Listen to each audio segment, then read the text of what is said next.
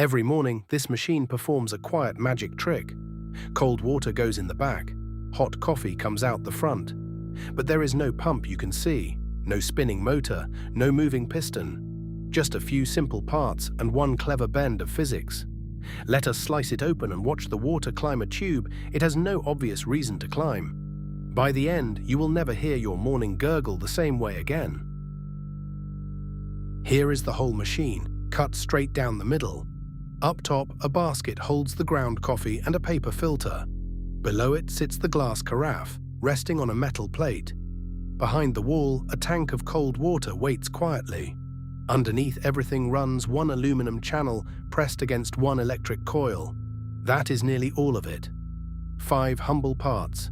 The real trick is not the parts themselves, but how they hand water from one to the next. Pour water into the tank, and gravity takes over. The water sinks to the lowest point it can reach. A small hose carries it down behind the machine and into a long aluminum tube hidden in the base. That tube lies flat under the warming plate, just below where the carafe will sit. Right now the water is cold and still. It has nowhere to go but up, and nothing yet is pushing it. That is about to change. Pressed tight against that aluminum tube is the heart of the machine, a thick electric heating element.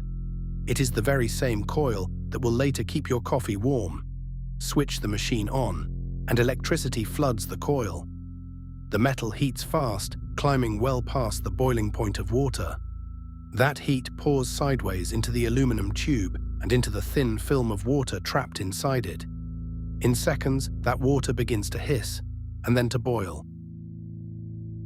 Now watch the two ends of that tube. Where the cold water enters, there is a tiny one-way valve, a small flap or ball that opens in only one direction. Water can flow in toward the heat, but it cannot flow back out the way it came. At the far end, a tall, narrow pipe rises up toward the basket, so the boiling tube has just one escape route. Pressure will have nowhere to push, but forward and up. Remember that. When the trapped water finally boils, it does something dramatic. It flashes into steam, and steam takes up far more room than liquid. That swelling bubble shoves hard in every direction at once. The one-way valve slams shut behind it, so the bubble cannot retreat toward the tank. The only open door is the tall pipe ahead, so the steam launches a slug of scalding water straight up the riser, like a cork fired from a bottle. This is the hidden pump. There is no motor doing any of this. The pump is just boiling and geometry. Once that slug of water leaps up the pipe, the tube behind it is briefly empty. The one-way valve opens again, and fresh cold water slides in to refill it. The coil reheats that water. It boils. Another bubble fires another slug upward. Gulp by gulp, the machine burps hot water to the top, several times every minute, until the tank slowly runs dry. At the top of the riser, the hot water arrives under the lid. It spreads into a small plastic dome dotted with holes, the spray head.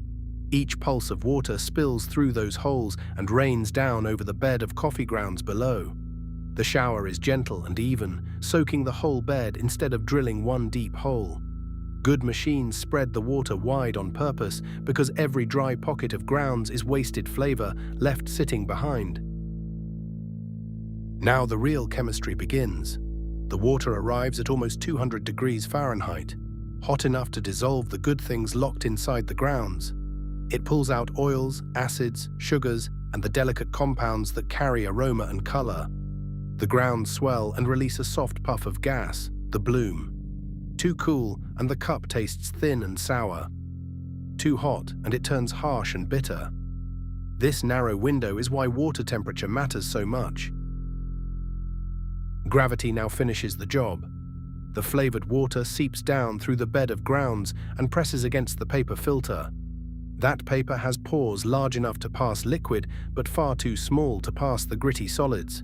So clear brown coffee drips through, while the spent grounds and most of the heavy oils stay trapped above. Drop by drop, the liquid gathers and falls through a small spout into the waiting carafe just below. The carafe rests on that metal plate, and here the machine quietly reuses its single heater.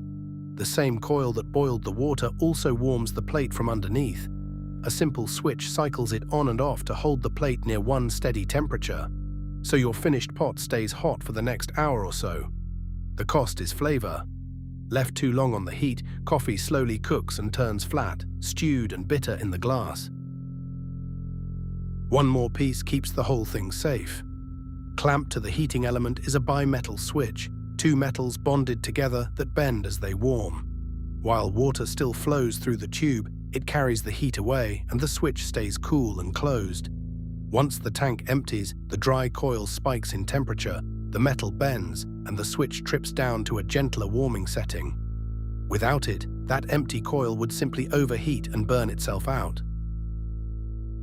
So follow the whole path one more time. Cold water sinks from the tank into the flat aluminum tube. The heating coil boils it, and the one-way valve forces the trapped steam to push that water up the riser. It rains from the spray head over the grounds, where near boiling water pulls out the flavor.